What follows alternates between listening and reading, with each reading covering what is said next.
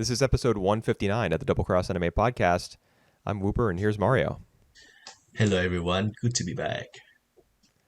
Yes, Mario's back after a trip to France for the Cannes Film Festival. I'm back after waiting for him to get back. So we're both back, and we're here to talk about not anime. Not anime this time, but cartoons. That's right. We're betraying all of our listeners and subscribers and whatever else, all the people who count on us to talk about anime month in and month out. Not week in and week out anymore, but month in and month out. No, we're not taking orders from you guys anymore. It's Genndy Tartakovsky time. That's right. So one of these most iconic, I would say, American animator directors on TVs. He been very significant for the last, I would say, 20-30 years. 20 or 30? You think so? Yeah. Dexter's So Lab was not even 20 years. It was. It was like 25 years ago, a little bit more. yeah, and Yeah, you're right. he was like key animators for some of the other shows before. Interesting. Yeah, I know. I know plenty about anime Yeah. and about the people who make it and how it's made and what some staff members have worked on before they've gone on to direct things. But when it comes to American animation or even just non-Japanese animation, I'm kind of clueless. So I'll be out of my element here. I think Well, Mario is a bigger fan of non-anime animation than I am. yeah, well, but I'm pretty sure that you grow up with some of these shows as well. So you have heard about Dexter, Laboratories, Samurai Jack, and all this, when you grow up. Well, not really, because I was a Oh, no. Nickelodeon baby, not a Cartoon Network baby. All right. And all of Tartakovsky's work, as far as I'm aware, has been Cartoon Network stuff. Huh. There, is there some, like some strike against Cartoon Network? Because my girlfriend, just in fact, yesterday, when she know that I watched some Cartoon Network shows, she just said like, that that kid stuff. I don't Oh, watch well, Cartoon Network. that's just regular old uh, animation bias. Like animation is for kids. Um, Right. no, it Oh, it doesn't have anything to do with Cartoon Network specifically being kid stuff.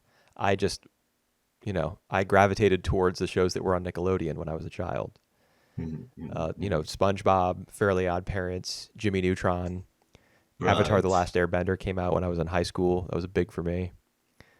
In Yeah. fact, that was part of what got me interested in anime, Right. like more, I don't know, more consciously, because I had seen Yeah. things like Cowboy Bebop, Full Metal Alchemist, and Furikuri before I watched Avatar, but I have to imagine that, like, subconsciously, that was part of my increased interest in anime. Mhm.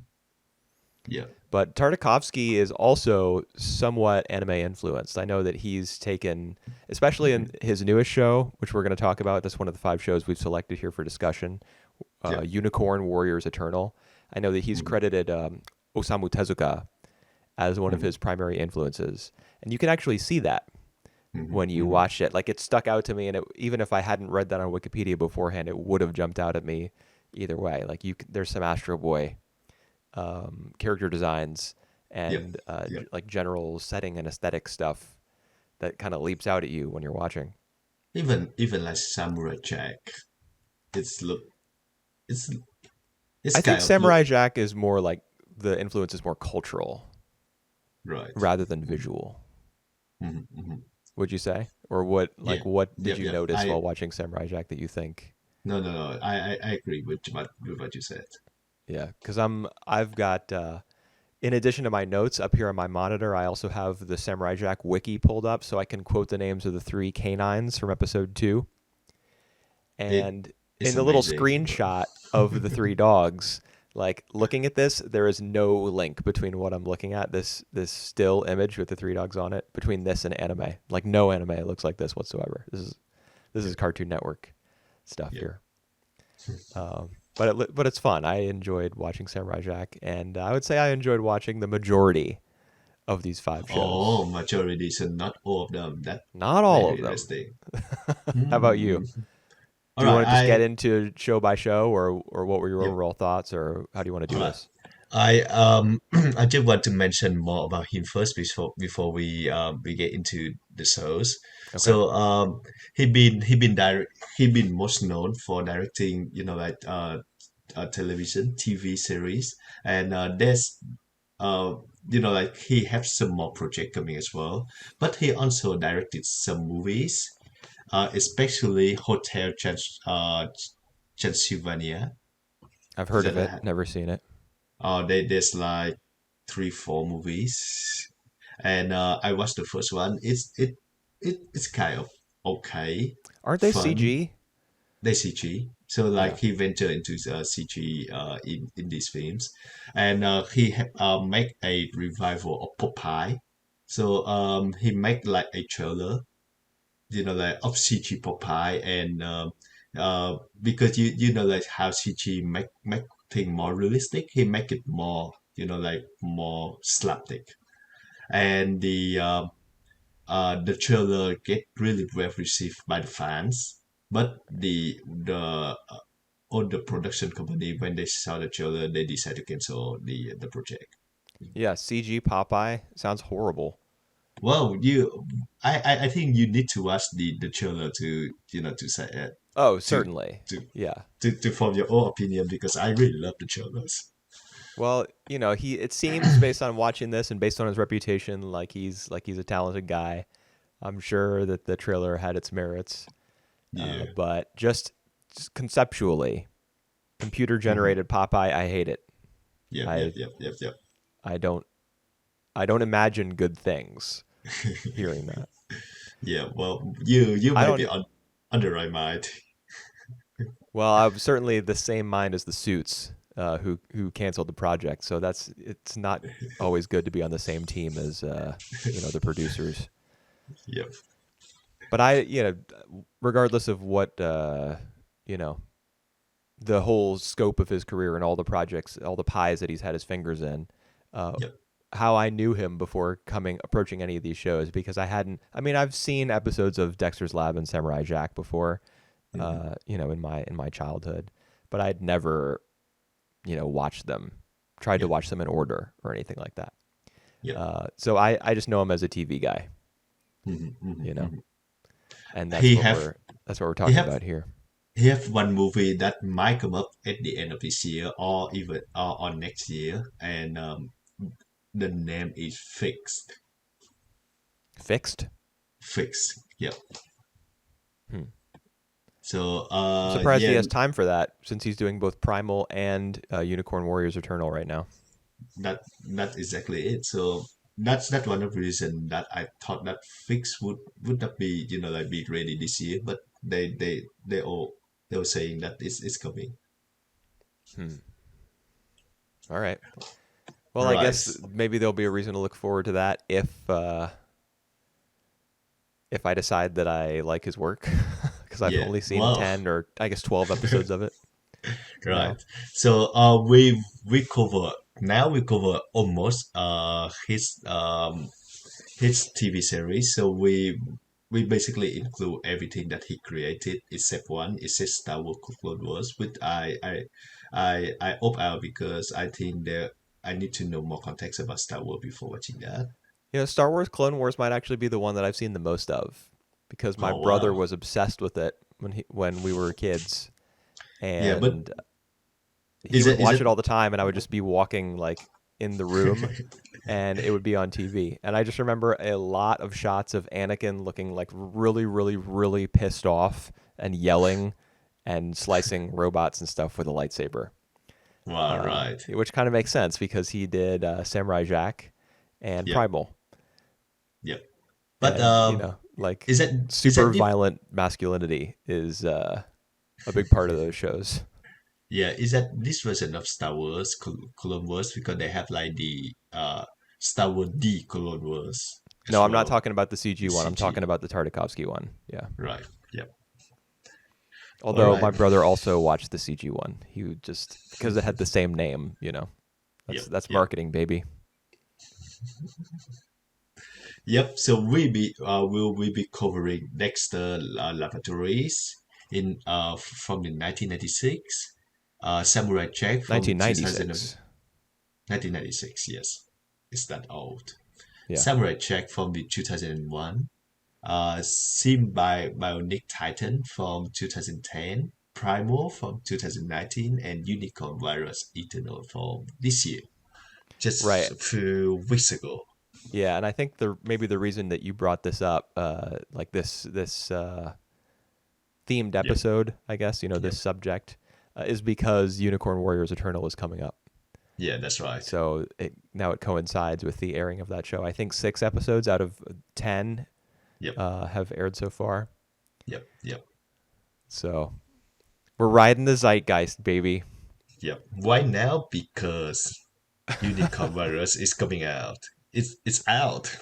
Yeah. Oh, and we should probably make it clear that we're only talking about the first two, or maybe in some Yep, cases three yep, episodes of these shows. Where it's not as though we watched every episode of all five of yep. these series.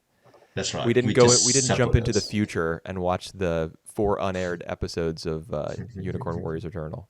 We're not that good. Yep, yep. That's right.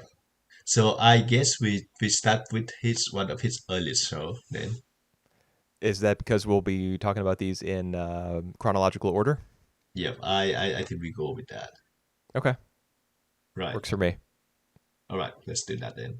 Dexter's Lab. Yeah. Well, I it's interesting to note that out of all of his like concept, his old series, this one is more it's different from the rest in the sense that it's more like recurring and like more sitcom. Right. Yeah. Each episode stands entirely on its own. Yep. To the point that it's a bit confusing to to decide what like what comes first because like everything is in different orders. Yeah. Uh, in terms of release date, air date, production code, etc. Yeah. Yeah, that's That right. used to be really common, not only with animation but with live action. All right. Is like, you would deliver a certain number of episodes before a TV show. After the pilot has been, the network green lights a pilot, then you start getting episodes shot, edited, putting them in the can. So you get a little bit of a buffer between Hmm. when it starts airing for the public Yep. versus how much work you've already done Right. as the staff, the creators.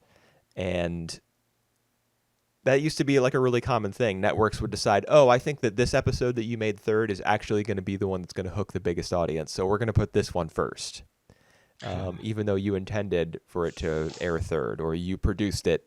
There was a third one that you produced. That Yep. doesn't happen so much anymore because there has been a move towards more long form storytelling, even in American animation. Hmm. Hmm. And even in sitcoms, like live action American sitcoms, there's a stronger through line that makes it so Yep. you really can't air stuff out of order. It doesn't make sense. Yep. Um, but Dexter's Lab is one of hundreds of shows probably that have had their first few episodes aired, quote unquote, incorrectly. Yep. Yep. Because the copy that I download is in the airing orders. So basically the episode that we're gonna discuss, Dexter Rival and Dow M for Monkey, is actually episode 7, I think, from my source. Yeah, I'm pretty sure mine was the same. Had it Yeah, right. labeled as episode 7 and 8. So which did you end up watching 3 full episodes of this, or No, no, no. just So the first I two in terms of airing order? yeah, that's right. So I watching episode 7, 8, and then 1, 2, 3. Oh, I gotcha. Yeah. Oh, does that mean So that you didn't see Dexter Dodgeball? that's right. That's right. I didn't see Oh, it. Is that like the good one? it was fantastic. I couldn't wait to talk about it. Yeah, It you was can talk about that. I'm listening to that. no, it's I don't want to say it. I want you to experience it for yourself. If you decide that you have 7 minutes to spare on it, um, it's about dodgeball. It's about Dexter, Not playing sure. dodgeball, and Right. it's incredible. I loved it. It was my favorite by far of any of these episodes. Oh wow. Um, Yeah, but starting with Dexter's Rival Hmm. and Dial M for Monkey, Simeon. There's a bunch Yeah, of Dial M for Monkey episodes. yeah, And I think the title is probably a spoof on the Hitchcock film, Dial yeah. M for Murder. That's right. I don't know what exactly the link is between that film and the concept of a monkey that saves the earth. I guess they just Mm, decided to take the name because the monkey starts with M. yeah. I think it's more of, it's just a play of words. Yeah. I don't remember anything about Simeon, the first Dial M for Monkey, that would make it like important to view it first. Yeah, Because it kind of because just jumps right into it. You get the little 30-second intro where Dexter's like, oh no, all my experiments to make this monkey super intelligent, super strong have failed, yep, which is the little intro that plays before all the Dial M for Monkey segments. And yep, then yep, it just launches right into it with Agent Honeydew being like, Monkey, come save us. We're floating around in space. You don't know yep, who this woman is or what yep, organization Monkey belongs to or anything. It just kind of hops into it. yep, yep. I don't know why they would put that, like as a introduction to the monkey, because we I think as we go along to the episode, we have like a lot more of standalone that now are for monkey segment as well. Yeah, they kind of work on their own. I mean, it's the Yep, concept is so silly that it can stand by its. I mean, any attempt to explain it or to give it any sort of backstory or lore would kind of be futile yep, because it's it's such a ridiculous concept. yep. Um, the point is that the monkey is, he never gives I up. He's innocent. He likes the bananas and he goes ooh ooh ah ah. I don't know if you need to know anything beyond that. I think you know how you just mentioned that Tartakovsky that be inspired by Osamu Tezuka in Yeah. his latest work, Unicorn Warriors in Eternals. You can actually see his influence from Tezuka here in Now Elf Monkey, because I think, oh, I was wrong. Sorry, just forget all what I said. Oh, Uh, I thought you were about to y- say monkey's like Astro Boy. Like he's a no, very no, no. small character who kind Uh, of flies with his arms extended out in front of him. no. What I was going for is that it might be influenced by Paman, like the kid Superman. But I just Anpanman? realized Paman, yeah, because there Yeah, is a that wasn't monkey Tezuka, was it? superhero. That was a Tezuka. That Yeah. was I think from the creator of Doraemon. Oh, really? But Wow, yeah, are but you serious? That dude must be rich. I mean, he's there probably were dead. yeah, yeah, yeah. I think there's like a duo that formed Doraemon, and maybe one of them wrote Paman. But anyway, there was a monkey superhero there, and he looked kind of exactly Oh, the same. Yep. interesting. Okay. Mhm. Yeah, well, I mean, I don't know how much I have to say about the Dial-M for Monkey segments. Oh, I there's a wrote almost monkey nothing who, about either of them. The other one being Magmanimus, the magma monster who sleeps underneath the New York looking city. yeah, And the and he only thing I says wrote down was Magma Guy just wants some sleep. I had that like no notes on it. that's right. He just wants to sleep, and our monkey he put that guy to sleep at the end. Right. He rocks him back and forth with his telekinesis. Yep, yep, Interestingly, the third Dial M for Monkey segment with Rastlor yep. um, is it introduces the Justice League spoof All right. with Major Glory, who's like a Captain America parody, and Valhallen, who's like Van Halen, but Hmm. Viking themed, I guess. Yep, The yep, play on words, Valhalla. All those characters who belong to that little satirical version of the Justice League are introduced in that third monkey segment. yep. So I would say that one is a little bit more substantial, like in terms of introducing characters who you're going to see multiple times over the course of Dexter's Lab's run. Hmm. very interesting because I think that except for these two dark alpha monkey, which I also feel that is repetitive.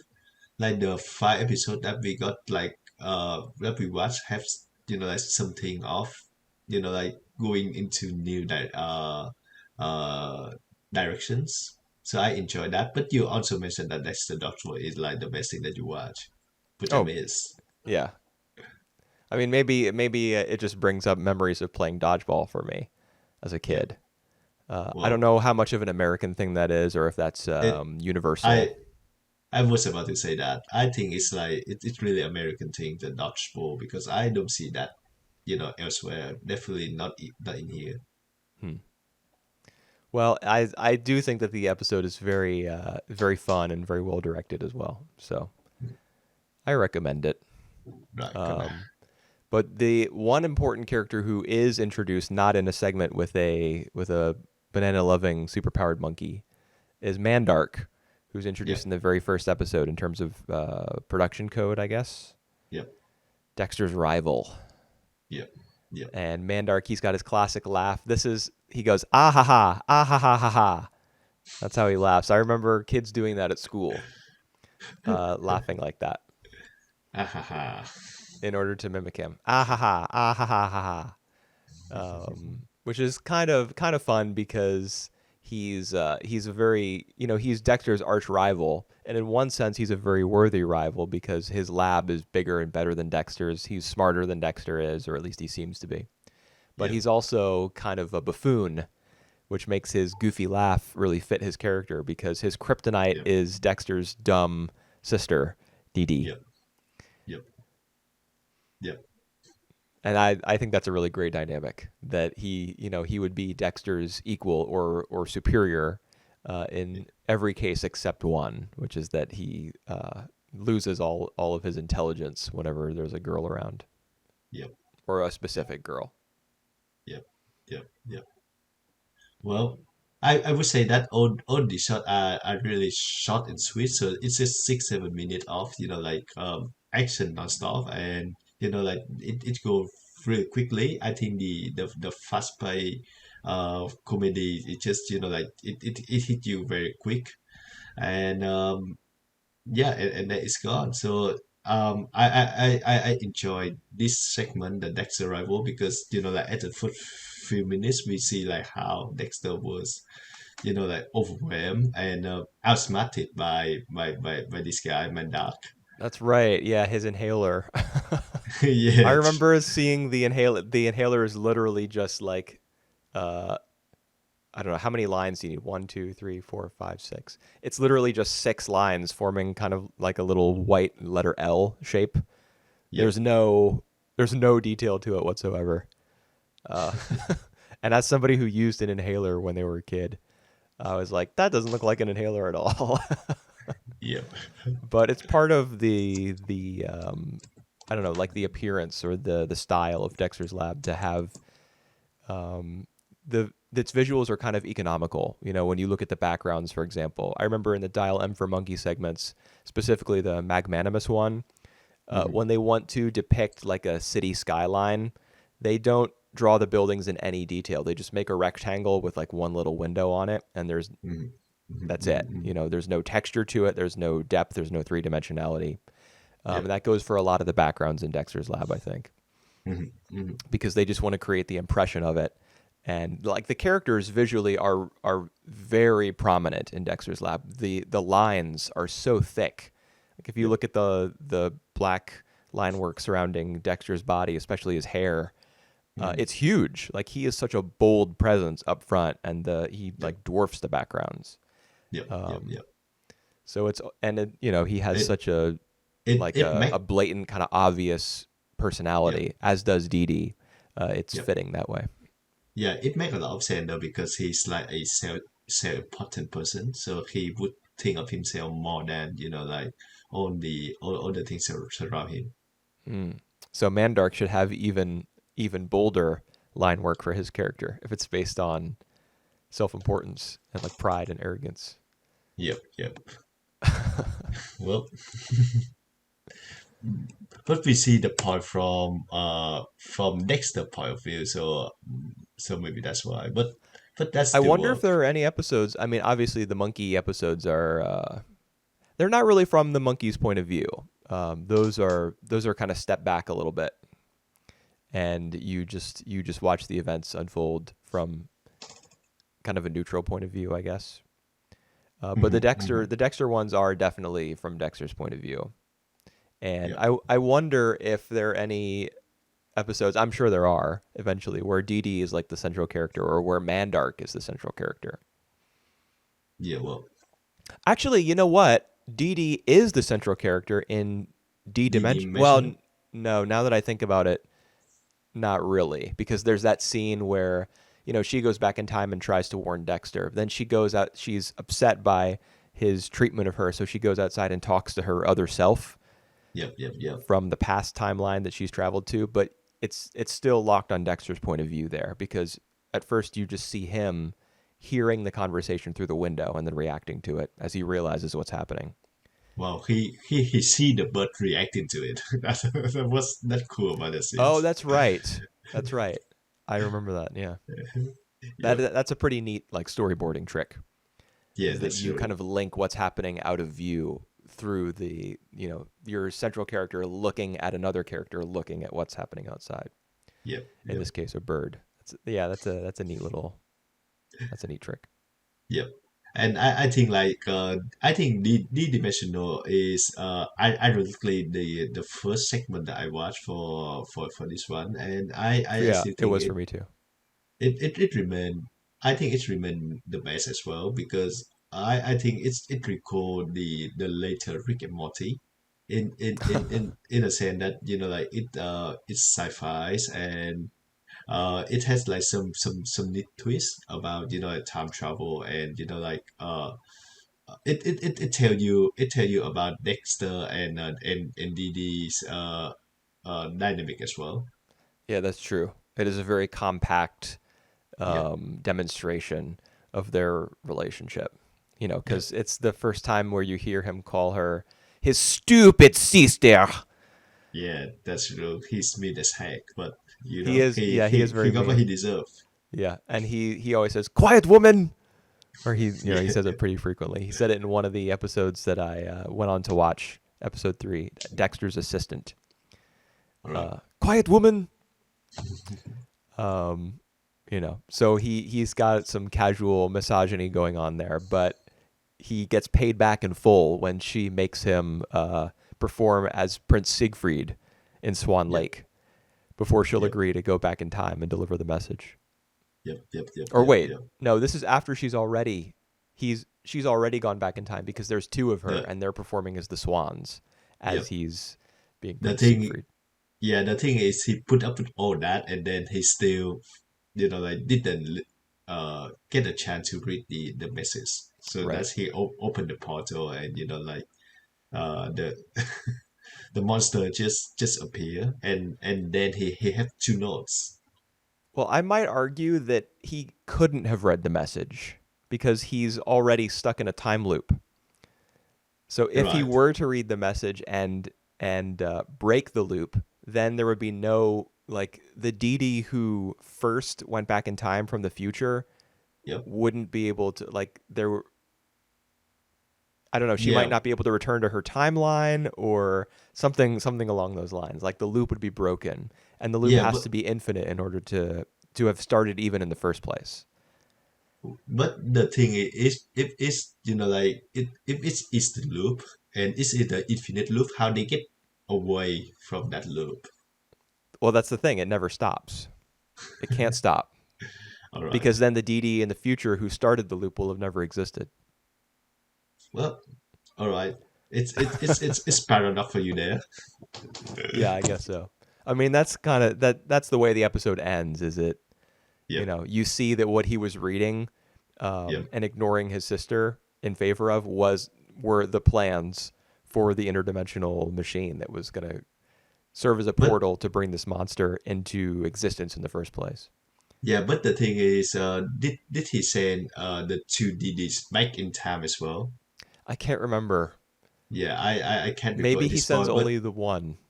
but if he sent anyone and any of his sister to the back in time, this time though, the new DD doesn't have a note because No, he he's a does. He gives her a note. He does the same thing where he's like stuck in the goo of the monster, but then he kind of backpedals and sticks his hand through with the note clutched in it, and she takes it. yeah. This he take it though because I remember she just gave her own notes to That's Dexter right. and Oh, then he you compared mean the note. this Yeah, note? yeah, That's right. Yeah, yeah, who yeah. knows, man? I Yeah. think my theory has been sunk. Yep. All right. And then we have the last segment of the maternal combat Yeah. about the model and he how he created the robot version of his models. Yeah, that's I think that's the first appearance of his parents.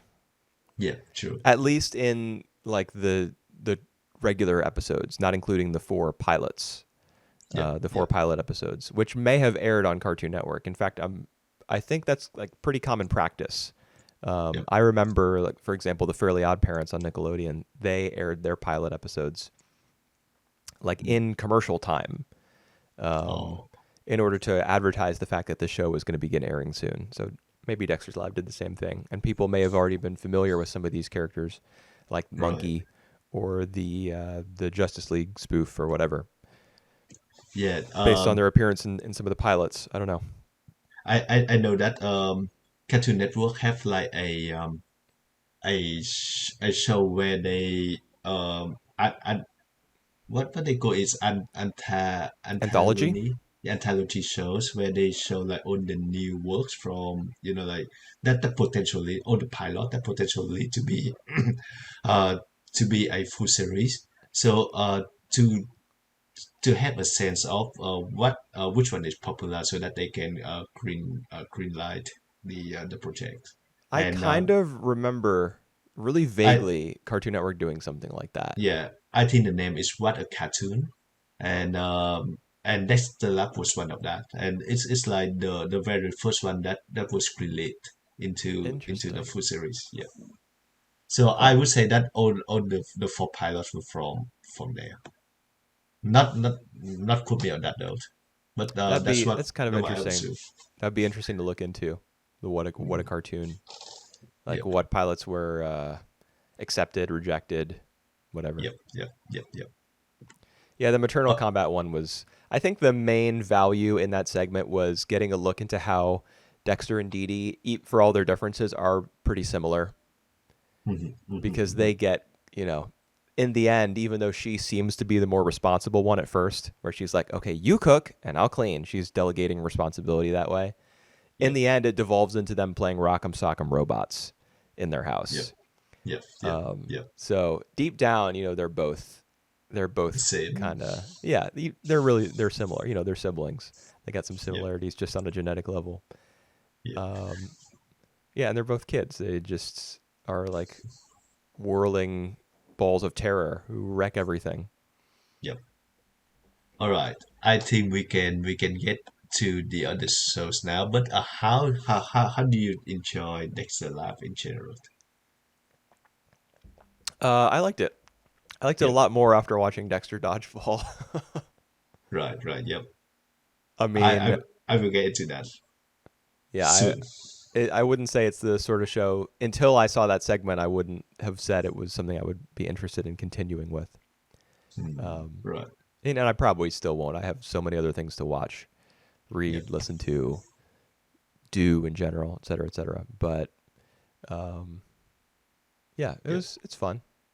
Yeah. I think I enjoy it well enough, but because of its like just 7 minutes length segment and it's something that like I would have no trouble, like spending 7 minutes on, but something that like doesn't make me actively want to seek out. Well, what you can do is use it as a palate cleanser. I do that with a lot of short anime. Like if yeah, in between episodes of Huh. like regular 22-minute, 23-minute episodes of a show, Yep. especially one I'm not really that enthusiastic about. Yep. Sometimes I'll use little short episodes Yep. as a To as refresh. yeah, yeah, Yep. basically just kind of cleanse my brain of whatever mediocrity I just witnessed.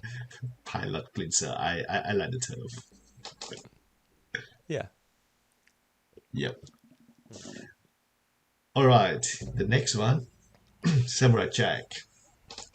Yep. I was pretty impressed with this.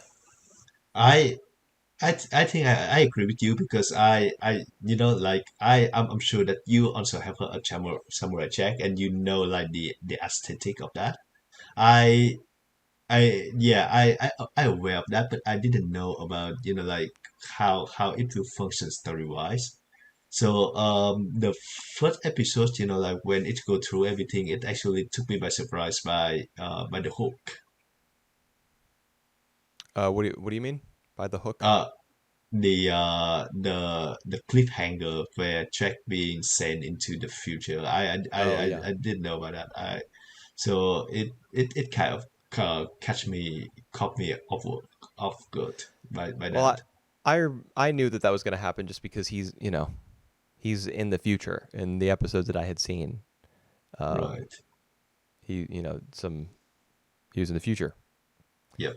Uh, so he had to get there somehow. But Yeah. him being sent into the future was the part of the first episode that I liked the least because it What do you mean by when that? he's doing the final showdown or not final but beginning I suppose he's doing his Yep. showdown with Aku. Yep. Yep. Yep. And you got Aku doing all these cool transformations into his various animal forms, whether they be spiders or insect or birds or whatever. Yep. And Jack is like cutting all his limbs, and Aku's reforming them, and there's a whole bunch of acrobatics where they're flipping and jumping, and it's all really cool. And then Jack finally gets the upper hand, and then Aku just basically goes no. He's, I mean, Yep. he's got him at sword point, kind of on a Yep. cliff there. Yep. Yep. Yep. And what if Aku has the ability to send him into the future? Why didn't he just do that from the very start? Because he doesn't want to. Because he want to cut his teeth to see if he can kill that boy. And when he lose, he just like this is my ultimate weapon. Yeah, Yeah. I I mean, it's not very satisfying to have Jack essentially win the bout, and Yep. then Aku be like, it doesn't matter. Yep. I can just send you into the future. Who cares? Yep. I send you into the future where I become become like the master of the universe. Yeah, basically. And he is. Yeah, you learn that there are other planets, and that he has extended his control to those other planets. And in fact, in the second episode, you hear from some I don't know some alien race that need to live in the ocean, but their oceans have been drained by Aku, so they have to come live on this hellish Yep. version of like a dystopian Earth. Yep. It's the only place they can live because of the oceans. Yep. Yep. Yep.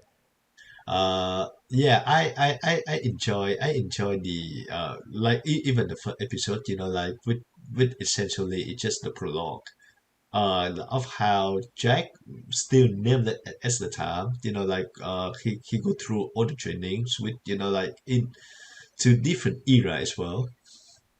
Yeah. And it it's pretty cool, like I think all of the Tartakovsky trademark we can see there, like a really long non dialogue, just visual on how the passage of time as well on how Jack training and eventually like become powerful.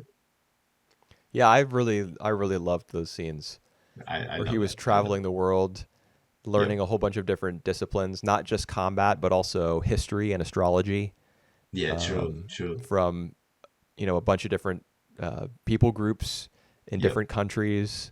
And It's all and silent. The music changes based on where he is in the world. Like you yep, get different instruments coming into the mix. yep. Um, it's really great. I can't imagine that too many things had aired on like children's networks that were like that. That were so like wholly visual for such a long Yeah, stretch of time as that yeah. montage. that and scene in Samurai Jack. and the fact that I think kid would appreciate the visual and the music and stuff, but the fact that we are watching that now and can recall like what culture, what country that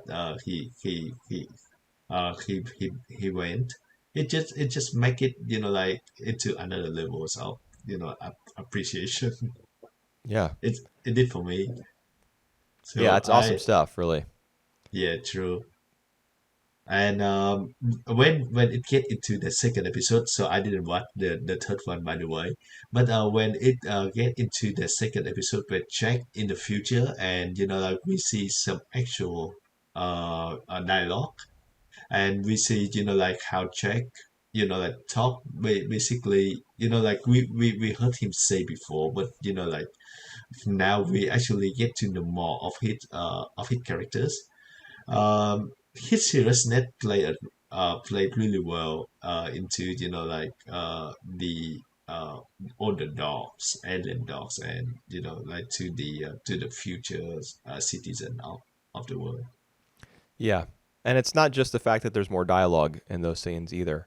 Like the way that Jack is animated, he's Mm. he's his facial expressions are a little bit less sure, less confident. You see him Yep, yep, sweating.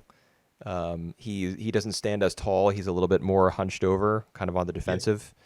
yep, Um, yep, it's yeah, that's neat because yep, yep, he's in he when he sees Aku on a gigantic digital screen, yep. he the first thing he does is like Eating hamburger. freak out, but then he Yes. observes that the three bystanders, I guess, who inadvertently give him the name Jack, Yep, um, they they're not afraid of Aku. They're just like, oh man, it's always been like this. yep, Uh, yep. so as a result, he adjusts his behavior. And then when he goes into the club where the techno music is playing, and he eventually does meet the canines, Yep. um, he at first he's like aggressive towards people who get too close to him or who act strangely or in a way that's unfamiliar to him. But then Mhm. he calms down, says, I wish you no harm. I'm sorry to have offended you. Yep. So Oh man, you get to see the evolution of his behavior and like his adjustment that's right. to the time That's right. period incrementally. That's really good. It like a there. It's really good synergy, I guess, or synchronicity between the script and the storyboard for that to Yep. come off as well as it did. Yeah, that's right. And even the way that he looked, surprisingly like you can see his surprise expression when he see the dog talking, and Right. he keep mentioning that as well. That in my world, dog don't talk. Yeah. Excuse me. And and delivers like one of the best punchline in the section as well, where he said like even dog isn't allowed to live like dog. Right. Dog. Not even dogs should have to live like dogs. I love that. With his expression, I love that. So yeah, I think like out of the of five show, this one and one another just impressed me a lot. I was like wholly impressed. Yeah, And I have a feeling I know which one you're talking about. It's right, pretty obvious to me what the two best shows here are. yeah, yeah, well, This would be one of them. yeah. And this is the one that I think I would like want to watch it in full just to see how it's will play out. I would say that the other one is the one I'm most interested in Mm, finishing. But yep, yeah, I did. I not only watched these first two episodes, but I also watched the third because they yep. all Part of the combined. movie. They all combined to like form Samurai Jack, the premiere movie. Yep. It's like a three-part premiere because the third part, if you thought that there was not much dialogue in the first episode, the third episode for 17 and a half minutes, I counted, has no dialogue. It's just a Is battle it? scene. Wow, is it true? Because Yep. I know that the dogs they talk a lot. Yeah, well, they talk at the very beginning of this episode when they're planning with Jack about what to do and how to defend themselves. The cliffhanger at the end of episode 2 is that Aku has sent his drones Right. to attack Yep. the dogs, and it's like, Yep. oh my god, what's gonna happen? So episode Yep. 3 is just the battle between Jack and the drones. Very nice. And it's just the first 3 minutes where they do some planning about how the battle's going to go. And Yep. then 17 and a half minutes pass, no dialogue, just music and sound effects. And then at the 20 and a half minute mark, he says, "There is no escape." And then he goes crazy and like starts chopping stuff up. Of course, he was chopping stuff up, the whole episode, but he goes like ultra badass mode, very close to the end there. Oh man, neat. Yeah. I can't wait. I mean, even I would say the first episode's still my favorite, just for the setup and how it demonstrates like how I don't know, I guess how large the mythology of this show is.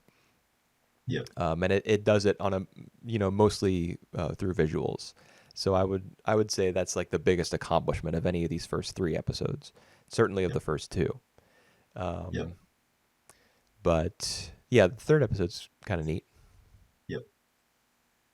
Well. Yep. I enjoy it a lot. I think it have a really fresh concept, and the visual is something to behold. And even like Jack, uh he doesn't talk a lot, but like I just I just think he's like one of the best protagonists. He's Yeah. really fun to follow, and the way that he adjusts to like to the new environment, and then you can see like the evolution of his adjustment. It's just so great to see. Yeah, it's a lot of fun to watch. And it is pretty visually impressive, man. Like I was actually reading an article on Animation Obsessive, which is a Yep. Substack blog, Right. about the backgrounds of Samurai Jack. This was into the digital era, 2001.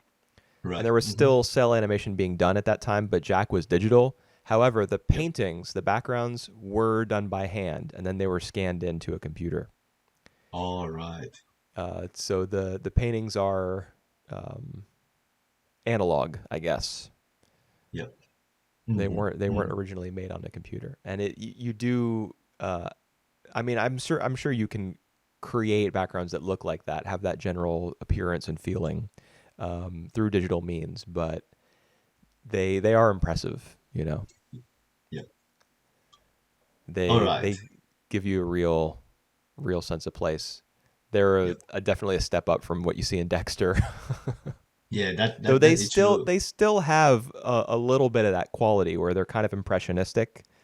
Mhm. You just Mhm. get the sense of the object that they're depicting rather than a very detailed version of it. And I think in the other 3 shows that we're about to talk about, there's a move away from impressionism and a little bit towards realism where the Yep. backgrounds are concerned. Yep. But I think Samurai Jack probably the peak of any of these 5 shows in terms of art design. Yep.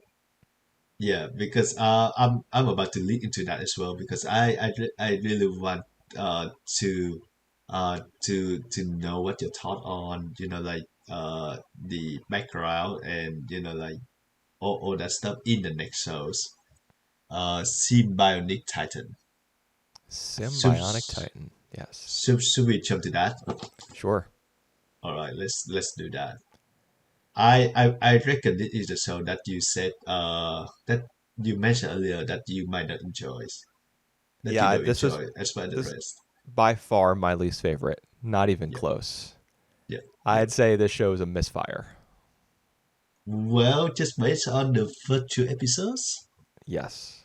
All right, I mean, it's out of 20, so I watched 10% of the show. I think it's, you know, that's true. But the thing is, I think Tartakovsky was like was meant to make more of that, but it got canceled after 20 episodes. So uh, I think the plot is still halfway done.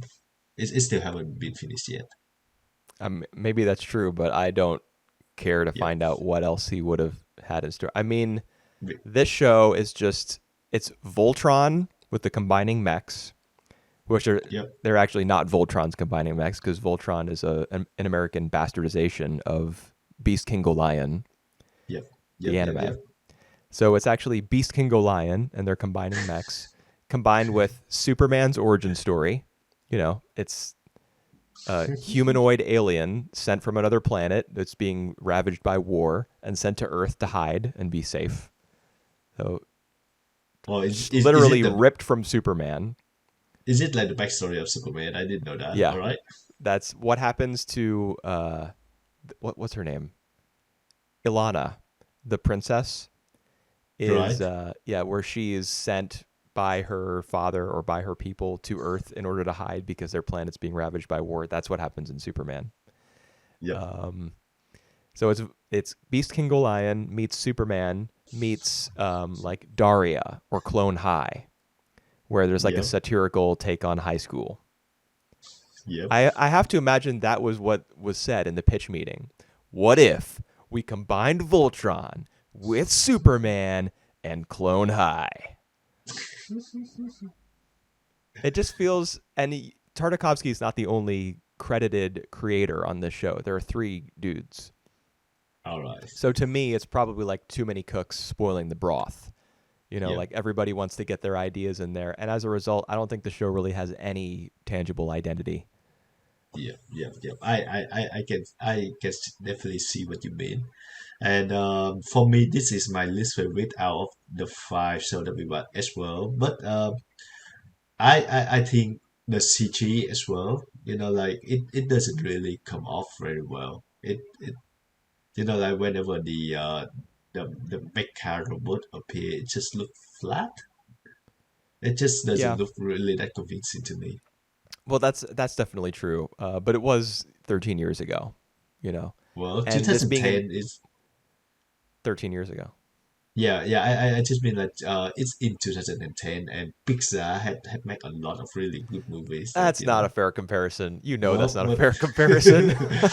I know that, but like, I would expect more from the CG at least. 2010 is still recent compared to when it comes to CG and animation. But I think we still like a long ways to now. Well, Well, let's not forget this is an anime podcast. And in terms of yeah, CG in anime, yeah. there are a lot of people that would kill for their anime to have CG that look this good in the year 2010, All right, or even all right, now in 2023. all right. You have your point. I mean, I agree that it is kind of distracting and it's not very good, but I don't think the show's very good, honestly.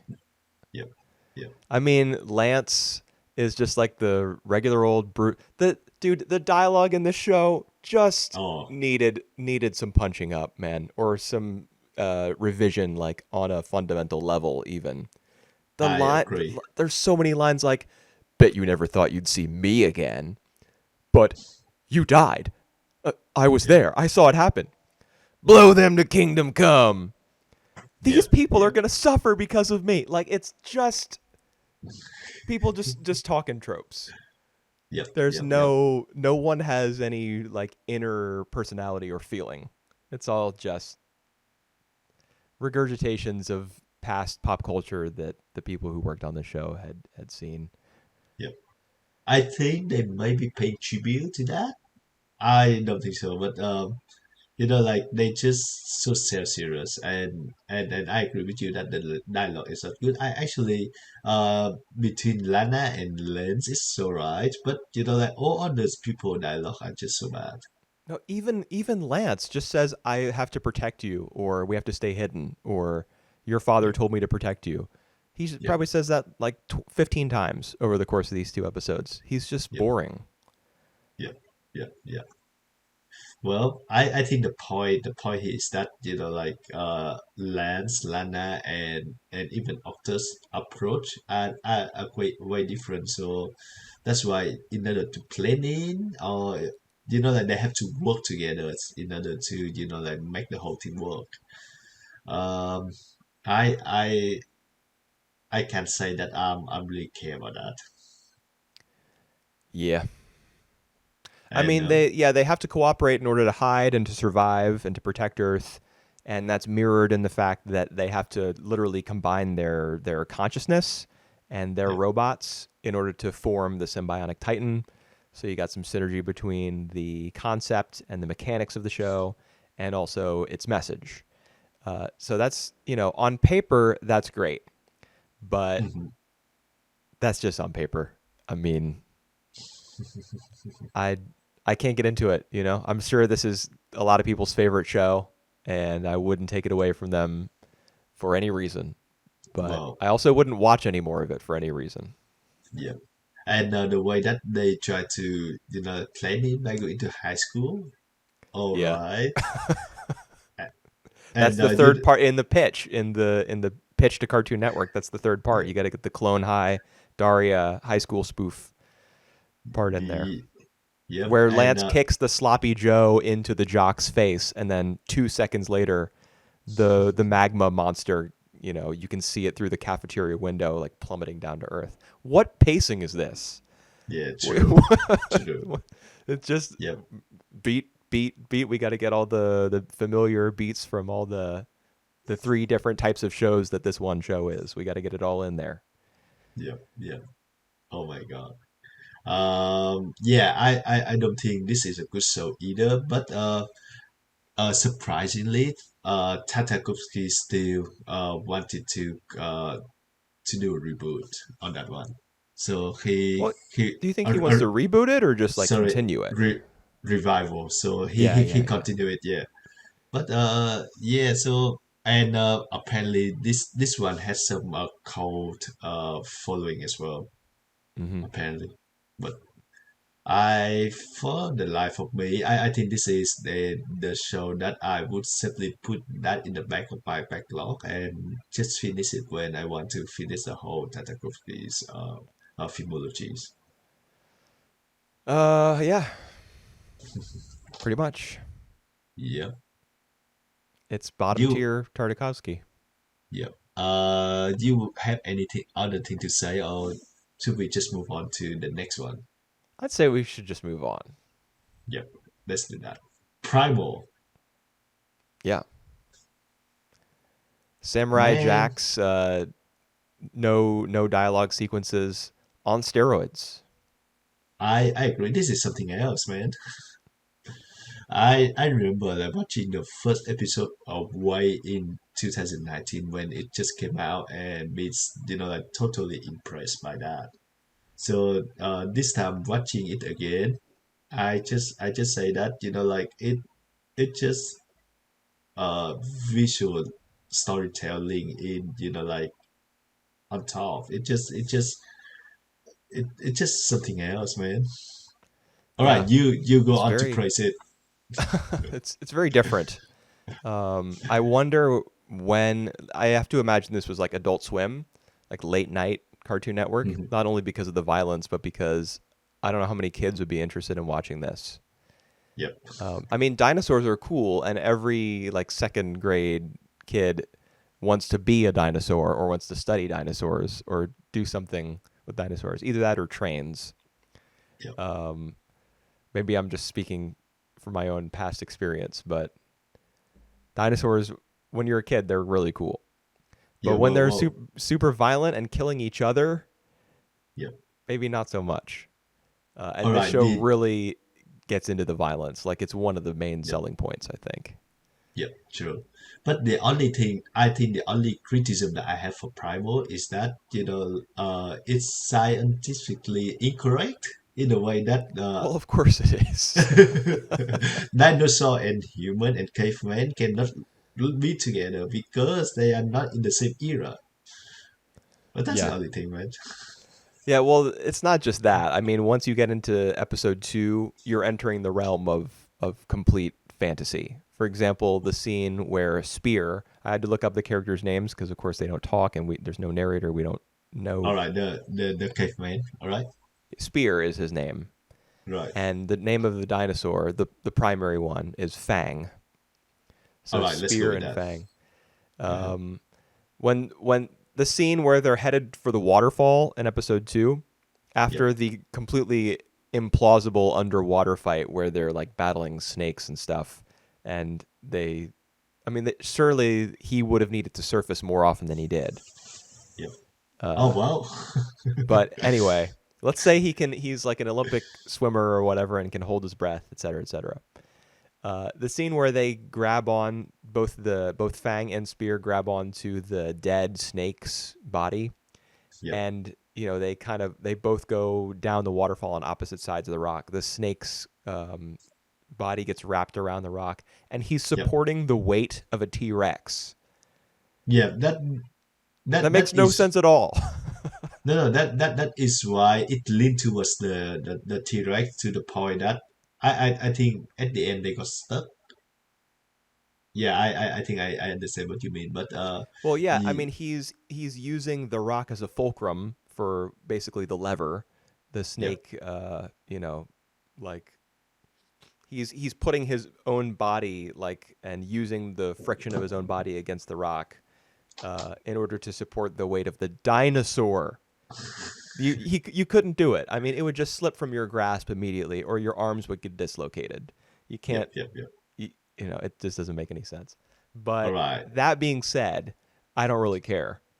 I mean, the show has entered a fantasy world basically from the very beginning. As you pointed out, Mhm. humans and dinosaurs never existed at the same time. Yep. But um, I mean, even when there's no dialogue and only one human character who has any prominence, um, the character work is really good. Oh, Like the oh, weight of like the scene where he contemplates committing suicide after his yep, family has been devoured by a dinosaur, yep. with the like the harsh red light of the sunset shining on him, like illuminating his character. Um, it's so and you even think even in the subtlety of the animation when he stoops down and decides not to go through with it, that he Mhm. even leans forward a little bit before he settles on his Yep, haunches, I guess. So you think yep. maybe there's still a chance that he's going to go through with it. It the animation feeds into the raw primal emotion of his character so well. The way that he runs on all four limbs, his Yep. his facial expressions whenever he is angry, which is almost all the time. Though he does get some little smiles in, which are kind of cute. Hmm. Um, the and the voice work as well Yep. when he like screams, especially in episode 2 when he and Fang are like being territorial over food, Yep. and he's like viciously trying to compete with a dinosaur in terms of I don't know like alpha behavior. Mm. Um, it's all the show just sells itself really really well. Every single department is holding up their end of the bargain. Yep. So I And very just very impressed. even the emotion, man. Like when we see that his wife and the two kids, I thought it was one kid at first. I thought that the one kid, like dodged the dinosaur attack at Oh, first. right. Yeah, And but then the second kid appears kind of on the other side of the dinosaur, so you yeah, think maybe yeah, it's dodged yeah, and run away. No, yeah, that's you right. gotta the sound effect of the first kid's bones getting crunched is in there. Alright. I get a missed that, but yeah, the emotion when they were when we saw at his sees, like his family's member got killed. It shocked at first, but the way that he go through all the grieving and the way that he managed to identify with Fang over the loss of her in France, it Yeah. just like they share the same pain, and we actually feel these really the special connection between them. Yep. And yeah, and so that's the end of the first episode, and I honestly didn't know like what their dynamic gonna be, and we see that all in the second episode where they compete for each others, and like Yeah. they I think they hate each other god, but they couldn't leave each other alone. The fact that that spirit just like he might as well just walk away from fire so that he can hunt alone, so that like he can have some food on the table, because you know. But they just couldn't leave each other alone. And at we see at the end, they come into like some sort of like a like unwritten agreement. Yeah, It just like unwritten and we unspoken. unspoken as well. Yeah, we just see that they reach a new height of their relationship, and it just feel great. Yeah. Episode, I would say I preferred episode one on the whole, just Yep. because it was such a strong introduction to the series. But I will say that the ending of episode two was fantastic. And it's really Mhm. kind of what I missed about the conclusion to episode one, Yep. which ends on the shot of Spear on Fang's back, holding up his weapon like triumphantly with like a wave crashing behind them, almost anime style. Yep. Um, Yep. and to me that really didn't gel with the mood leading up to that final shot in episode one. Right. Because both of these characters have been like severely wounded, not only physically but emotionally. And Yep. so when Fang approaches him and like lowers its head and puts it on the ground, Yep. what I really wanted was for him to like put down his weapon and just like extend a hand and put it on Fang's snout. And for there to be that Yeah. quiet sense of understanding between the two of them, the way that there was at the end of episode two, Yep. where they're both around the campfire, Is it having well? reached a peace with each other after like serious violence and hardship. Yep. But is it like petting the head of something is like more of anime style? I wouldn't want him to pet Fang, Right. Yep. because Yep. at that point they're not, at that stage in their relationship, and they never should be. I mean, Fang Yep. is not. Yep. Fang is a That. T-Rex, like a majestic apex predator. You don't Yep. make that sort of animal your pet. But I just would have wanted like a small amount of physical contact, like to him just placing a hand on Mhm. Fang's like nose, Yep. Yep. as a link between them, just symbolically, visually, Yep. because they already feel the same pain, so for Yep. them to be able to like share the same sense of touch, I guess, is what I Yep. that was just what I was looking for. And instead we got the tune in next week kind of shot of him riding the dinosaur and it looking so cool, like you want to watch again next time. Yep. But Yep. Yep. it's kind of like Small the details. devil's bargain. Like you have to entice people to come back and watch your show again. Yep. Yep. Yep. Oh man, if, even like to some of the really small moments, I really enjoy that. The fact that like Fang and Spear when they compete for the hunt in the beginning of episode two, and then when Spear just like Kamalek himself of adding the stripe of Fang's stripe. Remember that? So When what's this? all right, so Spear he camouflage himself He of adding camouflages himself.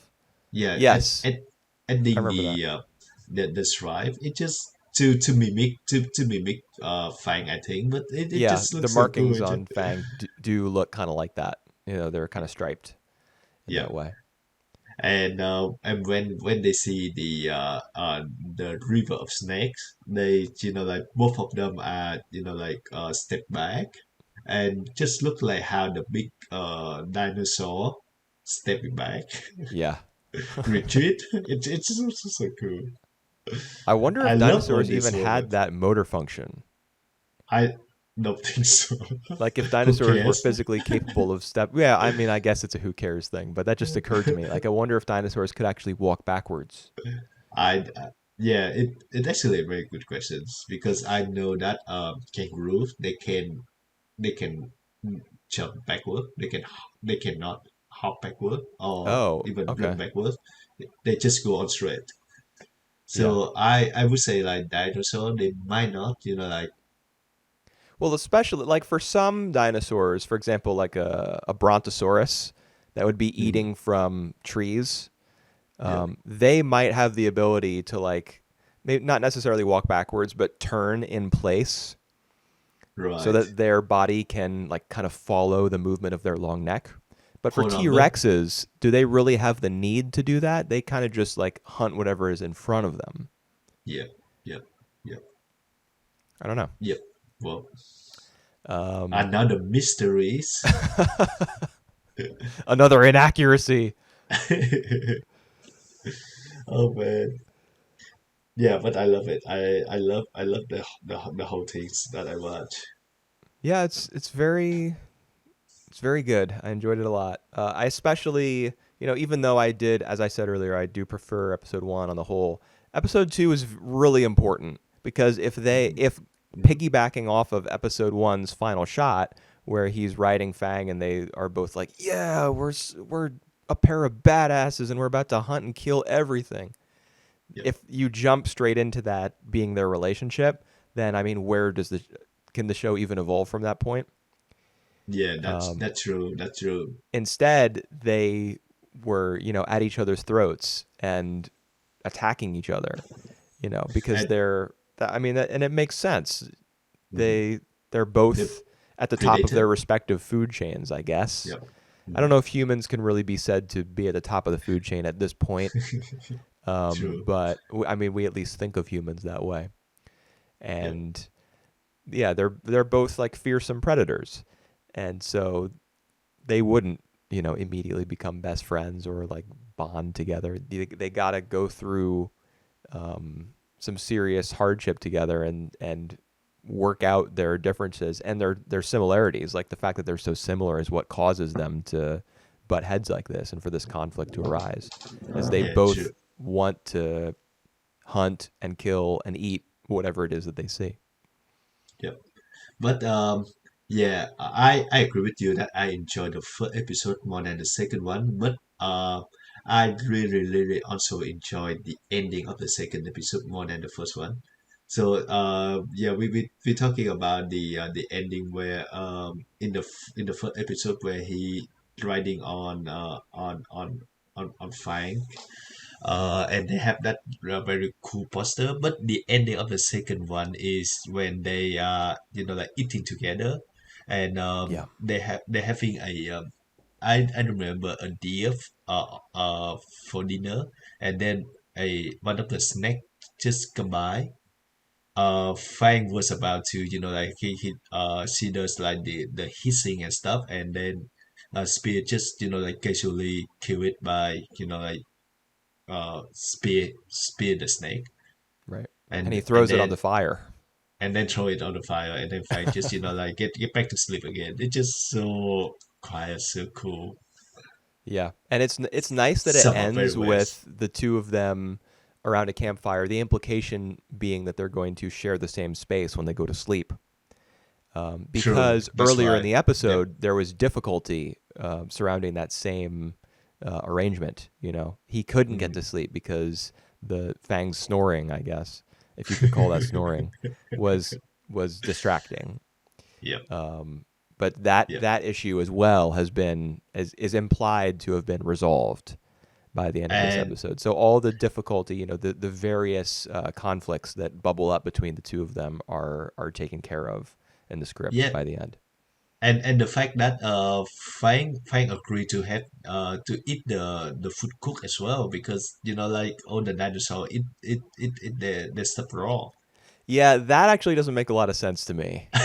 Well, Uh, but that's all right. I mean, maybe he'll Fang will just try like taste the food after it's been cooked and be like, "Whoa, I gotta hang around with this human for a bit longer. This food is delicious." I mean, I don't know. Maybe that's part of the reason why they agree to work together. oh, and surprisingly, I just look at Wikipedia that the viewers in the second episode are actually more than the viewer in the first one for some reason. I mean, a lot of that has to do with time slots, Yeah. and like Well, lead-in viewership, the program that comes before the program in question. So maybe whatever was on TV before Primal in the second week had more viewers that week. So naturally, well, more of them trickled into Primal. That all used to right. a lot. that stuff used to be like really important in determining viewership, like the order in which you arranged your shows, so that the Right. really popular one at the start, people would just like leave the TV on and Yep. they would just be on the same channel, so they Yep. would Yep. continue watching stuff throughout the night. Nowadays, with streaming and cable and whatever else, it really doesn't matter Yep. as much. But Yeah. that used to be. Well, I mean, Primal's part of the streaming era. I think it was on Cartoon Network, if I'm not mistaken. But it is part of the same era where a lot of that logic was starting to be disregarded. Yeah. True. True. And I think it's a ballsy show we have right there. The show that have no dialogue, that like really violence, and like depict a relationship between a caveman and a dinosaur, and sometimes like it will work. Yep. Yeah, very very impressive. Definitely my favorite. Oh, me too. I already have I the whole first season downloaded. In fact, I had it downloaded before we even talked about it, Yeah. or before we even agreed to do an episode on Tartakovsky, because Mm. I don't know. I probably just read somebody talking about it somewhere online, and I was like, Yeah. "Wow, that sounds cool." So I downloaded it. Didn't watch it for like 4 years. I Now I finally have cause to do so. Yeah, but one thing that mm, I am concerned is that how they gonna keep up, the premise for two whole season and even more before like it getting a bit the before it we don't feel it as refreshing anymore. So I'm a bit afraid. Yeah, I don't know. That's a good question because there is no dialogue and there are only two characters. And and But they and could Prime, introduce other human characters or that's other true. dinosaurs or other types of prehistoric animals. Yep. And And, I think given how strong these first two episodes were, there's a reason that even though I understand your concern, and I kind of feel the same way, I'd mhm, say there's also a reason to be, optimistic or confident that they yeah, can figure it out. put it up. Yep. All right. Let's get to Unicorn then. Unicorn Warriors Eternals. Yeah. Yeah, so apparently this is something that he had wanted to make for decades. Yeah, that kind of surprised me. Why is that I surprising? oh I mean that I think he mentioned somewhere in the interviews that Samurai Jack, Sym-Bionic Titan, Dexter Lab was all training ground for to get them ready for this series. So I would say that with such a high price, I would imagine that he was talking about Primal instead of Unicorn Virus Eternals. Yeah. Um I don't know. Maybe it's just who knows. I don't know him or his mind or what he's really passionate about. Yeah, Um Certainly I would say there are elements of some of his other shows in Unicorn Warriors Eternal. For agree, example, agree. the montage of the warriors being resurrected in the bodies of various characters throughout Yep, history yep, is reminiscent of the first episode of Samurai Jack, the training that he agree. undergoes in various places. Yep. So we see, there's some echoes there of Tartakovsky's past work. Um, are there any others? I mean, the Ye- potential for there to be like a love triangle, I guess, between Melinda and her former fiance Winston, and now Uh, I, Dimitri, I guess, or are you supposed to call him Edred? yeah. Well, I don't count Winston in that sense. I think he just like an one-off characters. He's nice. He's perfect. All right, but he's just not a competitor for this one. Well, I don't know.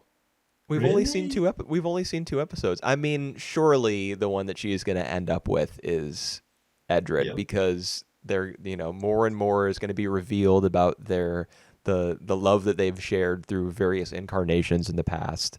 we'll learn about the history of their characters and get flashbacks to like the first Melinda and the first Edred. Um, and I there's so many places the show can go without romance that it's certainly going to be the one that's designed to succeed. However, I don't know. I think that that's a pretty common trope. I think is that like the former fiance is one masculine end of the love triangle, and the new guy, who in this case is actually the old guy, is the other point on that triangle. mhm. I wouldn't say the show is above doing that or anything. In fact, I think it probably will, if I had to guess. Yeah, well, I do feel that the main concept for this show is actually pretty interesting.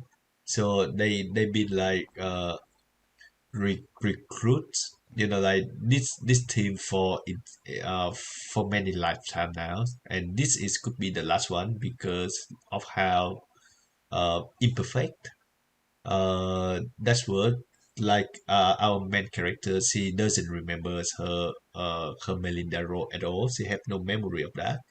Right. And even to the monk, he actually the cosmic monk, I think he Yeah. actually doesn't resemble all the previous monk because he's still a child. He's still a child, and so like all the pretty He colors that he's seeing in the cosmic realm just Yeah, have him like completely goofed up, like he's high. been Uh, very distracting. Yeah. yeah. And Yeah, it's so true. The earlier version of Sang that we saw was like very stoic and kind of dutiful, mhm, and the Alfie, I guess, is. Are we supposed to call him Alfie or Sang? you can call them either way. Yeah, well, Maybe I mean, call with maybe Melinda, it's pretty clear cut because Yeah, she says explicitly, and I mean she's not saying it based on like full consideration of her circumstances, but she does say, "I'm not Emma, I'm Melinda." yeah, but So we know yeah, but what to call her at least. no, but the thing is, maybe there will be the originals version coming in as well. So we might call them other names so that we can or we could just call them Melinda and original Melinda, for example, Yeah. and Yeah, saying when or original anytime saying. there's like resurrection, rebirth, cloning, etc., it's sometimes it's difficult to know what to call the characters. But thankfully, we're only talking about the first two episodes here, so it's our job is still pretty easy. Yeah, true. So far, out of the three person that like being reincarnate or whatever term, Yeah. only Dynamo who's like having a full transformation and full memory intact. And Well, even he doesn't he say my memory is cloudy? He did he says say that? something. Yeah, he says Yep. something along those lines. I mean, yeah, Right. it obviously he is in terms of how their like transformation into these alter egos, in terms of Mhm. how that took or how successful it was, he's Yep. the most successful by far. But Yep. even he is not like 100%, I don't think. Yep. So that kind of yeah, for me that kind of like the very interesting concept, and even we don't know who they're fighting against or who like they are in the order of the unicorn, but like what exactly are the order of the unicorn, So Well, we know that they're like mystical warriors who are reborn in a sense over and over in order to fight evil. yep, yep, yep. That's Hmm. it. That's all we know. And the only two opponents that we know of so far are the dragon. Like there's like a mystical looking spectral kind of dragon that the Hmm. original unicorn warriors fight against Yep. in I think the very first scene of the first episode, right? Yeah, that's right. And then we also know that they're fighting against whatever person or thing it is that has resurrected the Lulu the elephant that they fight against in episode 2. Yep. There's somebody who also is voiced by Gray Delisle. Um, Who's so that? she's a really super duper famous voice actress who has been in like Oh, everything. all But right. as far as Unicorn Warriors Eternal goes, the reason she's important is because she voices not only this shadowy figure who resurrects Lulu to fight against the Warriors. But she Mhm. also voices the original Melinda Oh wow. from that first scene in the first episode. All right. And her voice is extremely distinctive, so I know that for sure. Oh, very interesting. So yeah, when you said earlier we may see, their original forms may Yep. show up again as well or something, I think that's almost certainly going to be the case because Grey Delisle has now voiced one of the warriors in the past and is now voicing an antagonist in the present. Mhm. So I don't know what the deal is there, but yeah. Or maybe it may be like another riff like Madoka, where uh when they fighting and then they become evil, they become corrupted and evil, and then this new resurrection just come by and kill them again, and then the whole circle start. Maybe. Yeah, well, I mean, with a with a show that spans like a bunch of generations and has resurrection, reincarnation, transformation.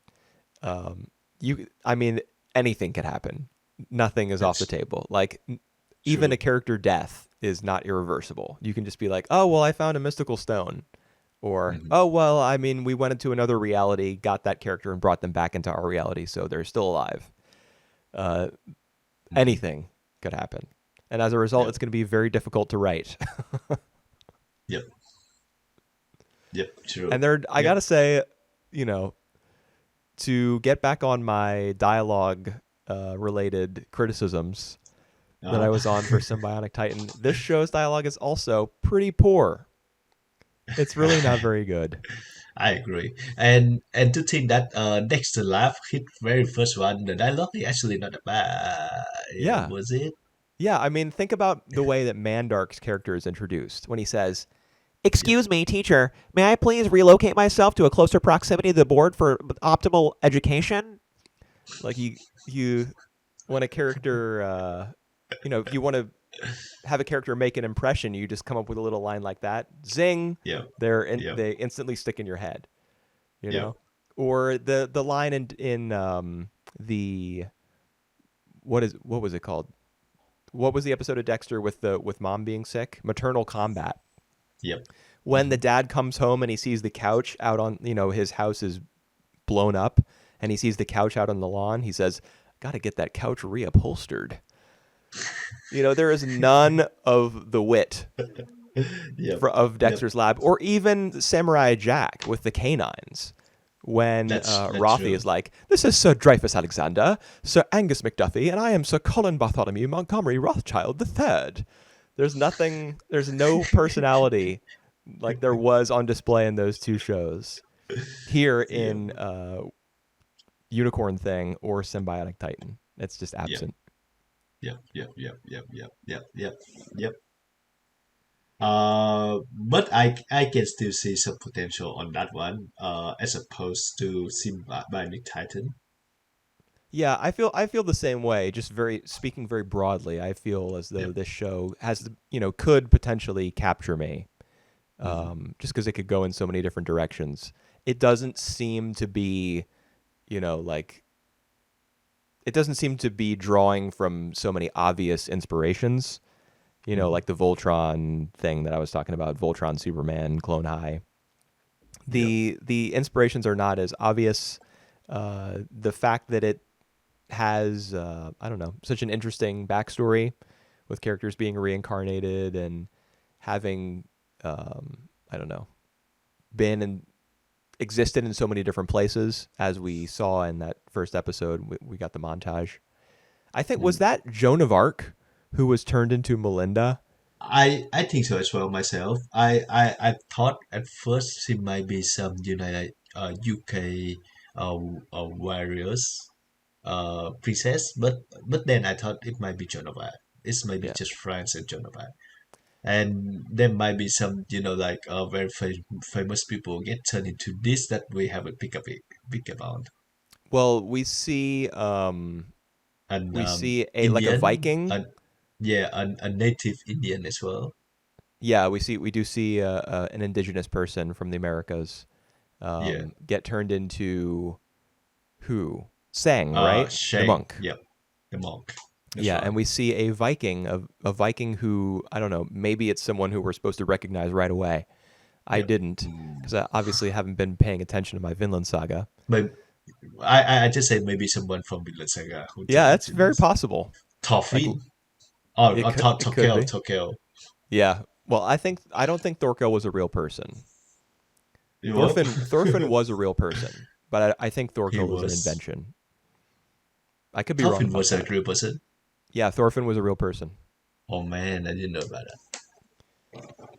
I don't, the show obviously takes a ton of liberties with the historical figure that he's based on. I don't know Mhm. if everything that happens to him in Vinland Saga really happened to him in real life, but he is a Yep. historically significant, like Norseman. Is that where he's from? Yep. Yep. Yeah. So it Wow, could have been right. someone from Vinland Saga who turned into Edred Uh-huh. Hmm. in that sequence at the start of Unicorn, but Yep. I don't know. Yeah, but anyway, yeah, I do feel that there's more potential in it, and a lot of that potential comes from Copernicus, baby. Best character. He's the Is it? best. Because he did talk. Well, maybe that was it. He didn't have the opportunity to utter any lines like "He is the one responsible." He just like toots and whistles and He- stuff, and he's He's way still more alive. awesome because of it. Yeah. Well, I thought at first that like there's something uh obvious, there's something bad going on, that he like he been like rich he been like cursing other people to perform their roles, but Ah, I see. by second episode I don't think he as bad, so I think he's one of my favorite character as well. Yeah, he grows on you. I mean, do you remember the scene where when Lulu the elephant is attacking downtown Yep, London, yep, yep, yep, yep, yep, yep. and He he said the scoops whole up all the town. kids, Yep, yep, and he like flies up to the second story where he extends his arm down to a balcony, and all the kids run down his arm and into safety yep, in that and house. I loved that cut so much. Just the look on every single kid's face yep, and yep, the way that the woman, like the caretaker, I guess, is like standing on the balcony and at first looks at Copernicus, kind of doubting his motives or just not sure what his deal is, but then she kind of like smile, a little smile grows on her face as all the kids run down. It's just yep, love that cut so much. That was yep, great. yep, yep. Yeah, but there's plenty of other reasons to like his character too. I mean, he can transform into a bike and a boat, and he can extend his legs to go up above cars and traffic, Yep, yep, yep, and he has a ladder inside of him that he can pull out, so Melinda can like yep, crawl down into the sewer when he takes her. I'm actually not sure what the deal was with that scene. Like he takes her down into the sewers and he breaks through that wall with the unicorn insignia on it, shows her the yep. tapestry, and then they just leave Ye- again. Yeah, I think this is like the base, maybe, but they have like the very pictures of like all the characters there. Maybe that the base. I mean, it could be, or it's just like a general safe house, like one of the places where they could Yep, go to hide or to store supplies or something. But it yep, just it felt a that as well. little, it felt I don't know, a little cordoned off from the rest of the episode. It didn't exactly gel with everything else. That they just Hmm. go there, they look at the tapestry, and then they leave. Hmm. Um, Kind of felt like a putting the brakes on, and then only after like a couple minutes of staying in park you shift back into drive and drive away. Yep. Well, well, well. All right. So yeah, I think we come to the end of this Oh, we of didn't the talk about the Tezuka Tartakovsky. influence though. Oh yeah, yeah. Let's talk about that. I just saw. Is there any? Yeah, of course. Do you remember the like the little sign, or I guess the billboard of Right. Yep. Dimitri Yep. Yep. Yep. Dynamo, Yep. Yep. the Yep. with Yep. the kind of pose where he's like his face is at a little bit of an angle and he's looking kind of proudly or confidently Yep. from Yep. Yep. that board. He is the spitting image of a Tezuka character in that shot. Like the way that his eyes are kind of like ovular, and his pupils are very round, and specifically there's like the light is reflecting off of it in three little pinpricks in the Right. black pupil of his eye is just the Yep. spitting image of a Tezuka character. And Right. there are other moments. It like the way his hair is slicked back as well, up into three little points. He, Yep. I swear, like reference footage of a Tezuka panel from one of his manga was used in drawing All that right. image. But there's also plenty of other moments where characters will have I don't know. You know how sometimes Tezuka's eyes will be like solid black, and then there'll be like a little white triangle cut out of it Yep. Yep. Yep. to indicate, like a light source. There were a bunch of like half a dozen moments probably where that technique was used, Mm. and on various characters, even Melinda, and Oh. just the characters' general frames, like their proportions, I think are pretty Tezuka ish. Like Yep. their arms are narrower at the top than they are at the bottom. They kind of fan out a little bit towards their hands. Mhm. Uh, I don't know. I'm just kind of nerding out at this point. It's not super relevant that they are so similar to Tezuka's designs in so many ways, but the I kind of get a general Tezuka sense even from the setting, Mhm. which kind of reminds me of Metropolis. All right. Yep. And because we're in like I late I 19th actually century steampunk London. yep. Actually didn't have a chance to mention that, but I love uh the design of the steampunk Londons. Yeah. It actually look very living. Yeah, I wish we got a little bit more of it, to be honest. True. Because True. the scene where this is right after the scene we were talking about just a second ago, where they go down into the sewers and they see the tapestry and then they leave. That's when he Yep. turns into a bike and Yep. she gets on it and he starts like winding his way through the busy London streets. And some of the wide shots during that scene where you get to see the artwork, like a fuller version of the art director's vision for what this version of London looks like, are really excellent. They're like a very nice of the three shows that are produced in more modern digital era. I think this Hmm. one has the backgrounds that I like the most. Yep. Yep. Primal's color design is very, very good, but its art direction, specifically with regards to like the way that digital textures and like color gradients are applied to individual like trees and rock formations and stuff, that I don't really like quite as much.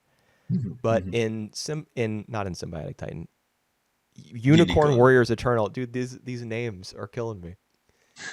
In this show, I really when we get out of close up and we go a little bit wider, I really like what the show has to offer. There's a Uh, lot of it's simple enough that you can appreciate it at a glance, but it's also detailed in the way that like not a Victorian, but a real world setting like London needs to be.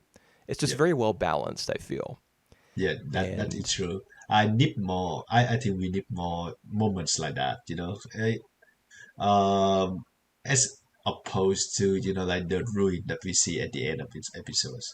I hope that there is less ruin and more about like all these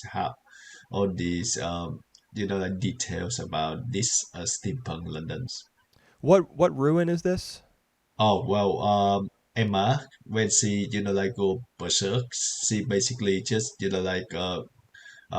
using her power to to kill all the people, not to kill but to push away all the people and all Right. the building falling apart. Right. Is there really does she really like wreck the whole Yeah, place? yes, she dragged the whole place. I remember Huh. like the emergency people, the paramedics just come in and like rescue people and the dog and That I do and remember. yeah. So But I so that thought that was just general wreckage from the elephant. I think Uh, that caused by, all right, that caused both by the elephant and Emma. okay, I think I may need to go back and rewatch that scene. Yeah, Um, yeah, I don't think I like took away from it what I was supposed to take away from it in that case. yeah, but Yeah. they are running. So I mean, I'm yes. okay. I'm okay with ruins. I just want the show to get the camera out of characters' faces, and Mhm. for us to get. I mean, I just want a little bit more Primal and a little bit less Sym-Bionic Titan from this I see show. what you mean. Yeah, yeah. Uh, yeah, I Well, think the script could it's do with a little bit more like visual description and a little bit less dialogue.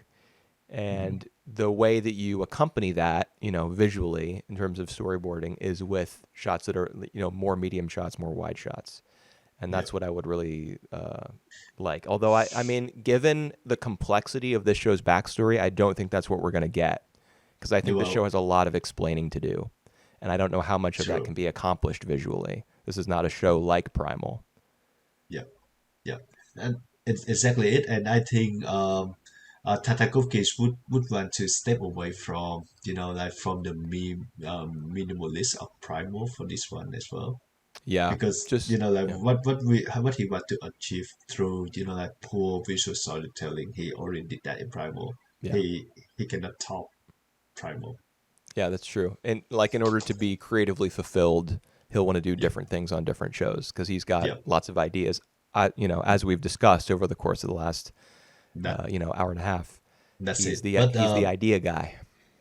That's right. But there's one thing he needs to improve the dialogue. I just hope the dialogue getting better after the two episodes. Well, that's something we haven't really talked about. Is we've said Tartakovsky, Tartakovsky, Tartakovsky, Yep. but obviously no man is an island when it comes to animation production. And I don't know if he Yep. has a general writing partner or if he does a lot of writing himself or what the deal is Mm, there. But not I sure mean, myself, but the everything starts with a script, even in animation.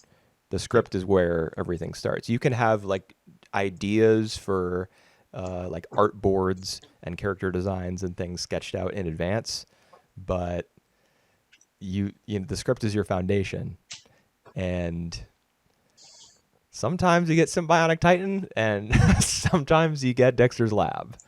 It's not Yeah. always, That So the I don't know who's writing Unicorn Warriors Eternal, for example, and the Wikipedia page doesn't even say who it is because this being an American production, I'm sure it's a more typical like writer's room situation yeah. with multiple writers contributing. Anime typically has like a head writer. Everything Hmm. goes through them, even if they're not the one writing every single script for every single episode. They Hmm. check everything off. They get final say, and they do a lot of the scripts themselves. Um, it would Yep. be yeah. I don't know. I just don't know much about like who his writing partners are. If he has any Yep. regular collaborators in that way. Yeah. The, I will have a look on that one myself. But yeah, I actually just the thing about Tartakovsky is that he have a lot of project or pitch, and it's been like consistently rejected by the studio. I don't know why. Maybe because he difficult to work with, or maybe it's just because like it would cost them a lot and not getting back any profits. But like eventually like Unicorn Virus Eternals, they have been rejected a few times before being greenlit by HBO. Hmm. Well, isn't it So showing on it HBO Max? yeah, it's showing on HBO Max, and actually it's been rejected by Cartoon Network and then Netflix.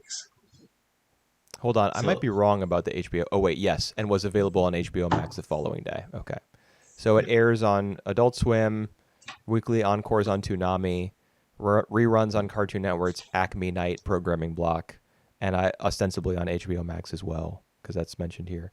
So that is a pretty big display of confidence. You know, Hmm. if Well, if they're airing it in so many different time slots and everything, or maybe the deal is that I mean The production side of things is something I've never been that interested in, so I don't know Yeah, a lot about it. But sometimes you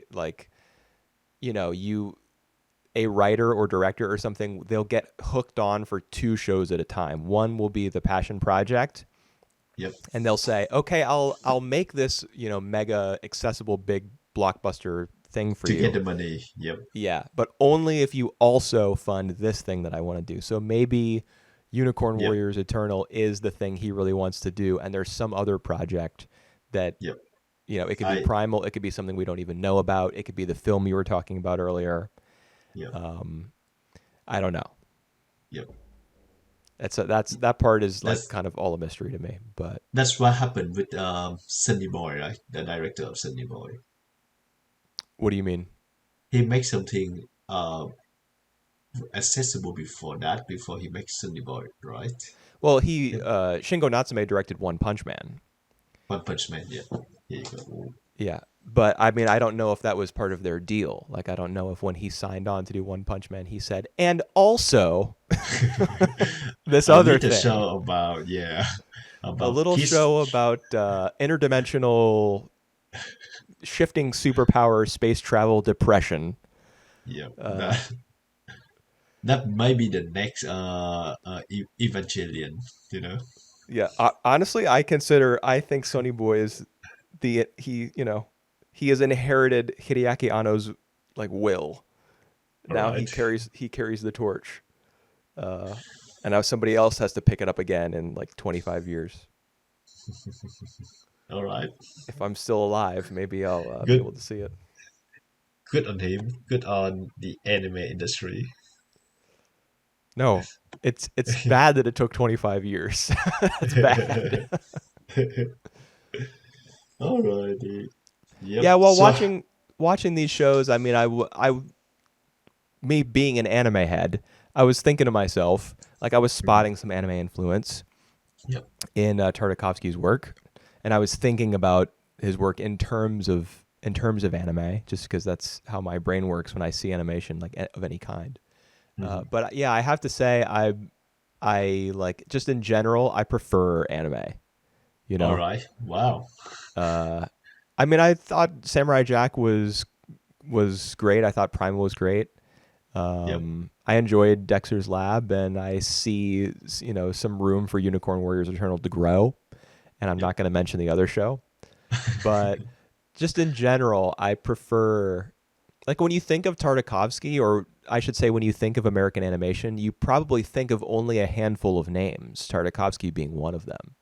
But Mhm. 40 new seasonal anime coming out on TV every single quarter Mhm. just means that anime just like has you covered. Even if you think that 80% of it is crap, which I do personally, that means You the other still have the 20%. other What's 20s. Yep. 20% of 40? It's like 8. So there's going to be 8 cool shows coming out every 3 months, and you just don't like. Even with guys like Tartakovsky in the American animation industry, you just don't get the numbers. You don't get the variety, and I don't think you get the I don't know, like the enjoyability. All right. Listeners, just take note of what Wooper just said and see if he still, remain that optimistic when we actually get into the like the preview of the next season, because he always the one who complained about, like, I'm Yeah, done with anime. yeah, that's because I care so much, man. It's because I care. Yeah. Um, Yeah, I mean that's true. You got me dead to rights there. But even recognizing that fact, or not fact, but even recognizing that that's my general mindset, I would still say how many great or just kind of worthwhile or interesting American cartoons premiere in the span of 3 months on average. It has to Uh, be like one or all zero. right. Mm-hmm. Yep. Well, Like for Primal came out in 2019. Did any other worthwhile American cartoon debut in 2019? 2019. I think of a few, but just a few. Like because I don't think they run like seasonal, like the anime industry. But Well, yeah, that's true. You don't get new stuff coming out every single quarter, like every 3 months. But even so, like let's on a yearly basis. Uh, you just yeah, don't have, you know. I I have like a good like 7 8 other shows that worth mentioning. But I think I see what you say, because like 7 8 show is like the amount of like a quarter of anime industry. Yeah, that's the number of shows you might be interested in following that would come out in a single season. Yeah. Yeah. So Um, yep, yeah. Well, I mean, I see what you mean. I don't know why I got onto this subject. It doesn't really have much to do with Tartakovsky, but maybe I just brought it up because this is my pledge to listeners everywhere who've been wounded by the fact that we didn't talk about cartoons of Japanese origin in this episode. Never fear. The next time you hear from us, it will be It, about Japanese cartoons. yep. All right. If you patient enough to listen to this end, after like 100 minutes, you will be, like you will feel safe to, like to know that, anime industry is still here to stay, and we all love them, all the same. Yeah. Even if they, in addition to producing more cool stuff, they also produce way more crap, That's true. just because of the sheer volume of production. Yep. But yeah, we'll be talking about Nana some more. Yep. Spring season's going to come to a close. We're going to cover a few shows there. We're going to cover 10 premieres of the summer 2023 season in like a month and a half, probably. That'll be happening, Hmm. something like that. So we will be back, and we hope you forgive us for talking about, uh, Something American else. cartoons. Tartakovsky is actually Russian American. Yep, yep, yep, yep, yep. So Russia is in Asia. All Part right, of it it's not is. part of it. Yep, yep. And Japan is also in Asia. So just saying, there's a link there.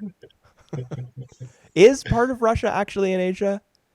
Yep, yep, yep. Because Okay. it's so big, Well, Russia yeah, is but so I big that was there are just a few part of Russia is in the Asian continent. okay. Yeah. I was wondering if like there was some technicality where all of Russia actually belonged to what we think of as Europe. But yeah, it is. I know it stretches way, way. Uh, I mean, I would think of it as west, but technically it would be east. Yep, Yeah. yep. Let's stop with that. Yep. Yeah. We'll be All back. right. See you in 2 weeks time, I think. Yeah.